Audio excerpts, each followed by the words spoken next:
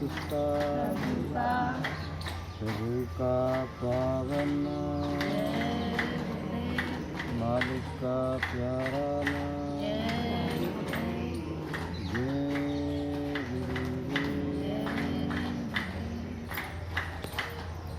परम पूज्य स्वामी जी महाराज के चरणों में अनंत कोटि वंदन नमन।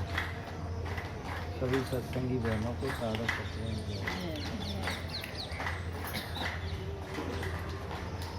हमारा जीवन नदी में बहने वाली नाव की तरह है।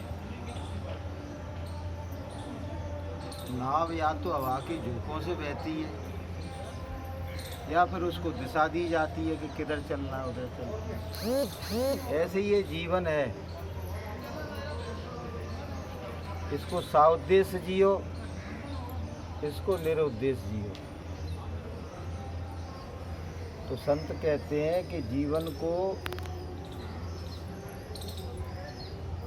जब हम समझ लें कि परमात्मा ने हमको ये मनुष्य जीवन दिया है और किस प्रयोजन के लिए दिया है। भाई दुनिया के बहुत काम तो हम पिछले तमाम जीवनों में कर चुके हैं। जो इस जीवन में हम कर रहे हैं ना, उधर पूर्ति का काम, बच्चे पैदा करने का काम, लड़ाई झगड़ा करने का काम, अपनी गृहस्थी बसाने का काम, तमाम प्राणी ये करते। लेकिन मनुष्य जीवन जो दिया है उसका एक परम ध्येय है, एक परम लक्ष्य है।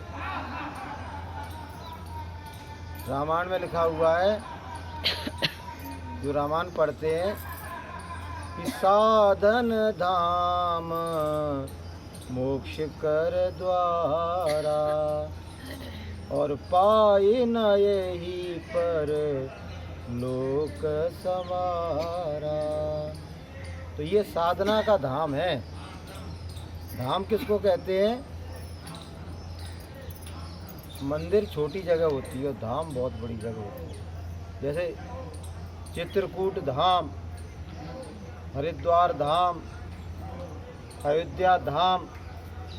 तो उसी तरह जो ये मनुष्य शरीर है वो साधना का धाम है और मोक्ष का दरवाज़ा, मुक्ति का दरवाज़ा इसी मनुष्य शरीर में से होकर जाता है। अगर तुमको परमात्मा के घर जाना है तो आपको संत कहते हैं कि ये साधना का धाम है और इसी में से होके एक नाड़ी है जिसका नाम है सुषुम्ना नाड़ी। वो कहाँ है? इंगला पिंगला, जो अपन जो श्वास लेते हैं इंगला पिंगला कहते हैं। और ये दोनों जाके एक जगह मिलती हैं, यहाँ मिलती हैं ऐसे करके। तो वहाँ एक और नाड़ी है, उसका नाम है सुषुम्ना। वो दिखाई नहीं देती है। जैसे वहाँ जाते ना अपन इलाहाबाद, तो वहाँ एक तरफ से गंगा जी आ रही हैं, प्रयागराज पे आप जाके देखना, और एक तरफ से जमुना जी दिखाई देती हैं। लेकिन बताते हैं एक और नदी बह रही है भीतर से, सरस्वती। वो दिखाई नहीं देती है लेकिन है वहाँ। इसी तरह से गंगा जमुना सरस्वती और इसी तरह से इंगला पिंगला और सुषुम्ना। तो इंगला पिंगला तो अपन जानते हैं कि श्वास चल रही है, अब ये इंगला पिंगला है। और जो सुषुम्ना है वो दिखाई नहीं देती है। लेकिन जो सुषुम्ना है ना, उसके दो छोर हैं, समझ लो। उसके दो छोर हैं। एक छोर तो इस मनुष्य शरीर में, दोनों आँखों के बीच में, और दूसरा छोर परमात्मा के घर में खुलता है जाके। जब भी तुम परमात्मा के यहाँ जाओगे, आज चले जाओ, अभी चले जाओ, 10,000 साल बाद जाओ, 1 करोड़ साल के बाद, तो तुमको सुषुम्ना नाड़ी में से होकर ही गुजरना पड़ेगा। कोई दूसरा रास्ता है ही नहीं। कि क्यों भटकता फिर रहा तू तलाशे यार में, और रास्ता सैगर में है दिलबर पे जाने के लिए। सैगर कहते हैं सुषुम्ना, उर्दू में उसको कहता है सागर, सुषुम्ना नाड़ी को। तो ये साधना का धाम है कि परमात्मा ने हमको विशेष प्रयोजन के लिए दिया है। केवल खाने पीने सोने जागने के लिए, बच्चे पैदा करने के लिए नहीं दिया है। ये अपनी आत्मा को जगा के, गुरु महाराज कहते हैं, और परमात्मा से मिलाने के लिए मनुष्य शरीर दिया है। लेकिन दुनिया में कितने लोग हैं जो इस कार्य को कर रहे हैं? बहुत थोड़े से लोग हैं। समझाओ तो नहीं करते हैं। उनके मन में जो धारणा है वो ही काम करेंगे। लेकिन जो सद्गुरु कह रहे हैं कि मुझे इस रास्ते से चल के परमात्मा मिला, इस रास्ते से चल के मुझको मुक्ति मिली, इस रास्ते से चल के मेरा जन्म मरण छूटा, उनकी बात नहीं मानते, उनकी बात स्वीकार ही नहीं करते, अपने मन की बात मान लें। जो क्या कहते हैं, उनके घर में जो होता आया है, उन्होंने देखा मेरे बाबा क्या करते थे, मेरे पिताजी क्या करते थे, मेरे बड़े भाई क्या कर रहे हैं, उसी को वो करते चले आए। हम मंदिरों में किस लिए जाते पता है? क्योंकि हमने देखा हमारे पिताजी मंदिर में जाते थे, हमारे बाबा जाते थे, हमारे रिश्तेदार मंदिर, इसलिए हम जाते हैं। और मुसलमान भाई मस्जिद में इसलिए जाते हैं कि उन्होंने देखा है कि हमारे घर में सब लोग मस्जिद में जाते हैं। तो संत क्या कहते हैं, ये तो एक परंपरा है कि लीक लीक गाड़ी चले और लीक ही चले कपूत, और लीक छोड़ तीनों चले शायर सिंह सपूत। जो सपूत है वो लीक से हटके चलता है। शेर होता है ना, कभी सीधे रास्ते पर नहीं चलता है। सिंह माने शेर, वो अपना रास्ता खुद खोजता है। अच्छा शायर कौन माना जाता है? जो खुद अपनी शायरी लिखता है फिर बोलता है, इधर से चुरा ली उधर से चुरा ली और उसको सुना दिया, तो वो ज़्यादा दिन चलने वाला नहीं है। इसी तरह से जो सच्चा साधक है, जो परमात्मा का सच्चा प्यारा बंदा है, वो काम करेगा जिस काम को करने से परमात्मा का दर्शन और दीदार होना है, जिस काम को करने से जन्म जरा मृत्यु के बंधनों से छुटकारा मिलना है।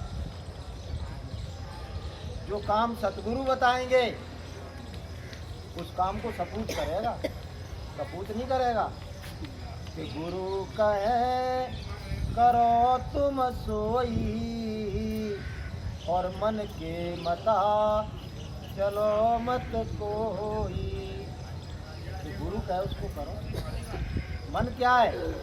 अरे मन तो जिसने हमको फंसाया है, जिसने हमारे लिए नरक बनाए सजा देने के लिए, जिसने हमारे लिए 84 लाख योनियाँ बनाई कष्ट देने के लिए, उसने ही फंसाए रखने के लिए अपना सूक्ष्म तत्व, उस काल का सूक्ष्म तत्व ही मन है, उसका ही है वो रूप।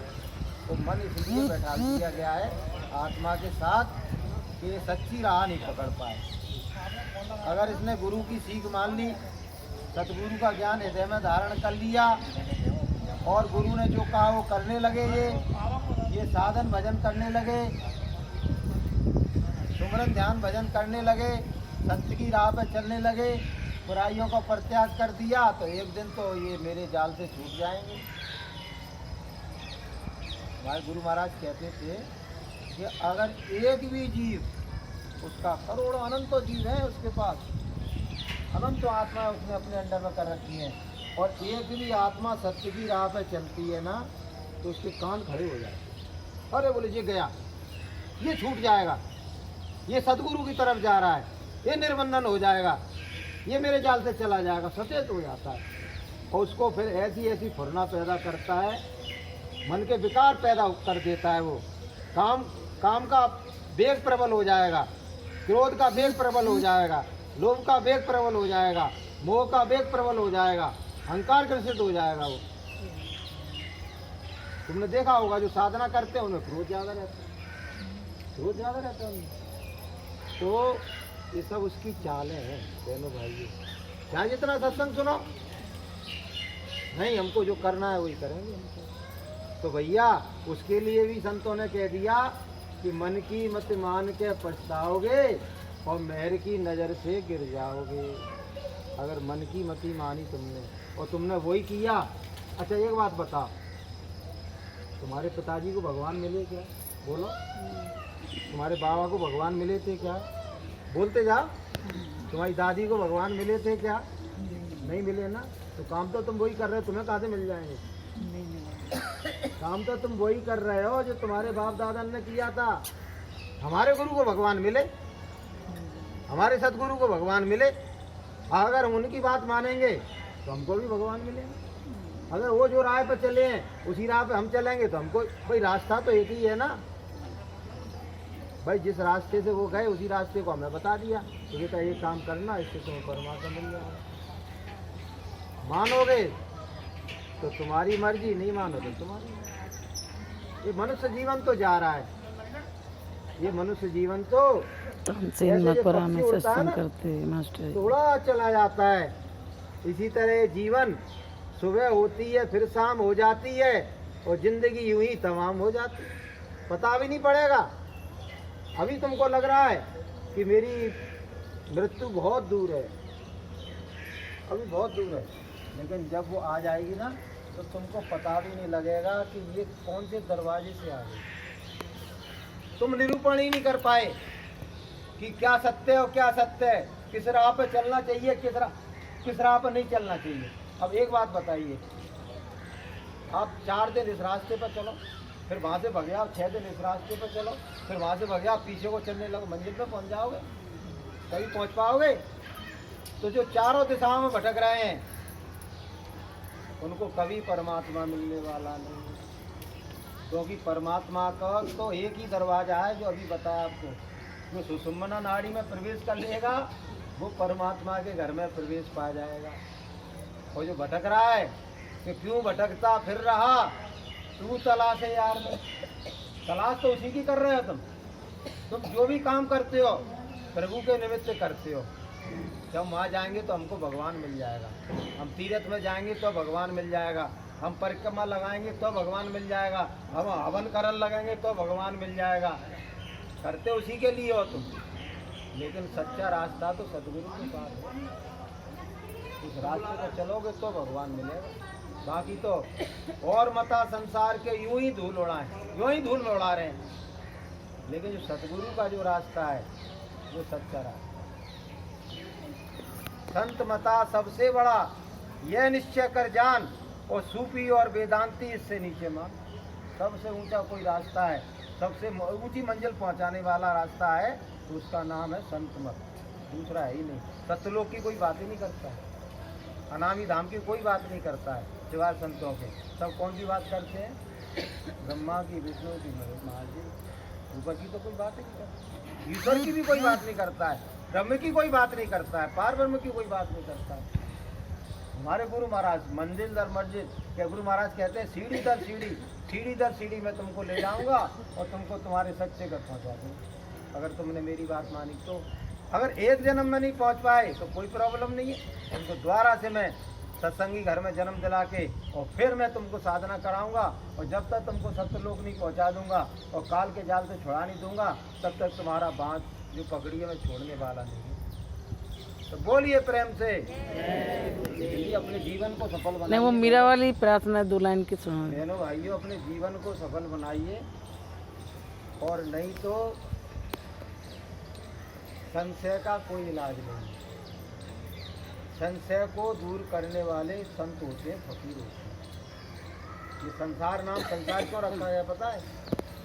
इस लोक का नाम एक तो मृत्यु लोक है और दूसरा नाम है इसका संसार, क्योंकि ये नाना प्रकार के संशयों से भरा रहता है।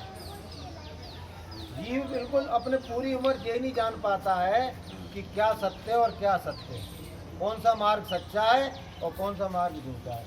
संशय भरे रहते हैं, और संशय की फांकी करे ताको नाम फकीर, हद तजे सो लिया बेहद तजे सो पीर, और हद बेहद दोनों तजे ताको नाम फकीर। जो तुम्हारे सारे संशयों को, सारे भ्रमों को, सारी भ्रांतियों को जो दूर कर दे, वो सच्चा फकीर है, वो सच्चा संत है और सच्चा रास्ता बता दे। और बता ही नहीं दे तुमको सच्ची मंजिल पर पहुंचाए। ये बताने से क्या होता है? बताने को तो बता दिया कि वो वहाँ भगवान राम साकेत लोक में रहते हैं, लो हमने बता दिया। अब जाकर तो बता दो तुम। वही कृष्ण भगवान कहाँ रहते हैं, लो हमने बता दिया गोलोक में रहते हैं। जा सकते हो क्या? वहाँ कोई आने वाला और जाने वाला और संग में ले जाने वाला कोई नहीं मिलेगा तो कैसे पहुँचोगे भैया? कोई दुनिया में तो है नहीं है ट्रेन में बैठ के चले गए। तो ऐसी जगह गुरु महाराज ये कहते हैं तो तुम चाहे कितने ऊपर अच्छे रॉकेट में बैठ जाओ, लेकिन वो इतनी दूर है, वहाँ पहुँच नहीं सकते। इतनी दूर है वो मंडल, कोई भी रॉकेट भी नहीं पहुँच सकता वहाँ। वहाँ तो आत्मा की गति से, रूहानियत की गति से संत सदगुरु अपने शब्द जहाज पे बैठा के ले जाते हैं। तो शब्द जहाज बिठाए के कीना भव से पार, उस पर जो बैठ जाएगा कि जो भाग्यवान चढ़ जाते हैं वो निज घर अपना पाते हैं। जो भाग्यवान चढ़ जाते वो निज घर अपना पाते। गुरुधाम निवासी अविनाशी निज मौज से जब जब आते। गुरुधाम निवासी अविनाशी निज मौज से जब जब आते। ये हमारा सौभाग्य है। वहाँ से जो वहाँ आने वाले, वहाँ जाने वाले, वहाँ ले जाने वाले, ऐसा कोई मिले तो, ऐसा कोई मिले तो ये तो बहुत बड़ा सौभाग्य है कि मेरा तार प्रभु से मिला दे, ऐसा कोई संत मिले। मेरा तार प्रभु से मिला दे, ऐसा कोई, ऐसा संत भी तो मिला कोई। तो ऐसा संत मिल जाए तो बड़ा सौभाग्य बात। और उसको जोड़ने का एक ही तरीका है। गुरु महाराज कहते हैं जंगल में तुम खड़े हो, जंगल में, बियावान जंगल में, वीरान जंगल में, तुमने वहाँ जय गुरुदेव बोला और मैं तुम्हारी सेवा के लिए, तुम्हारे ऊपर दया करने के लिए वहाँ भी आके खड़ा है। बताइए ये बेतार का तार है कि नहीं है? चलो मैं एक आखिरी बात बता के ख़त्म कर रहा हूँ। चित्रकूट में एक संत रहते थे, तो वहाँ एक अंग्रेज घूमने के लिए आया और संतों में जो पावर होती है वो बता रहा हूँ मैं आपको। तो उसने कहा कि क्या होता है अध्यात्म, क्या होता है, व्हाट इज द रिलीजन, अध्यात्म क्या होता है? संत ने कहा जहाँ भौतिकवाद खत्म होता है वहाँ से अध्यात्मवाद शुरू होता है। तो बोले कि बताओ कुछ प्रूफ तो बताओ। तो संत ने क्या किया, ऐसे देखा, एक लकड़ी डली थी, लकड़ी। बोले क्या है ये? लकड़ी। बोले इससे अपने पत्नी से बात कर लो। कान में लगा, पत्नी बोलेगी। पत्नी कहाँ थी? वहाँ इंग्लैंड में, और वो कहाँ थे? चित्रकूट में। बोले इसमें क्या है, कुछ है ही। बोले कान से तो लगा। उसने कान से लगाया, हेलो, उधर से आवाज़ आई, हेलो, लकड़ी में से, हेलो, सत्य बात बता रहा हूँ मैं आपको। बोले हेलो, हाँ हेलो। बोले कहाँ हो? बोले वो मैं वो शॉपिंग करने आई हूँ बाजार में। बोले कहाँ? बोले तुम कहाँ से बोल रहे हो? अरे बोले मैं तो इंडिया आया था ना घूमने, तो चित्रकूट एक जगह वहाँ से। तो बोले क्या से बोल रहे हो? बोले एक लकड़ी के सहारे से बोल रहा हूँ है। तो वो संत ने कहा ये है मेरे पास अध्यात्म बात। फिर उसने तोड़ ताड़ के देखा कि उनका यंत्र तो नहीं छिपा हुआ है, वो तो लकड़ी थी सूखी, उसमें कुछ भी नहीं था। तो जहाँ अध्यात्मवाद शुरू होता है ना, वहाँ ये दुनिया कहता है विज्ञान बहुत आगे निकल गया है, कुछ नहीं निकला है। वहाँ खत्म हो जाता है जहाँ से, तो उसकी छोटा शुरू होता है। इसलिए जो गुरु की वाणी है उसको मानिए, जानिए और अपनी आत्मा का कल्याण करने के लिए जागृति पैदा कीजिए और संशय भ्रम को छोड़िए। जब तक एक रास्ते पर नहीं चलोगे, ये ऐसे 10 जीवन मिल जाए तो कुछ नहीं कर सकते तुम। एक जीवन की तो बात छोड़ दो, बार बार भगवान तुमको इंसान भी बना देगा ना तो कुछ नहीं कर पाओगे। एक भरोसा, एक बल, एक आत्मविश्वास, वो स्वांत सलिल गुरु चरण है चातक गोस्वामी का। जब तक एक सतगुरु का भरोसा नहीं करोगे तब तक तुम्हारी जीवात्मा का कल्याण होने वाला नहीं है। बोलिए प्रेम से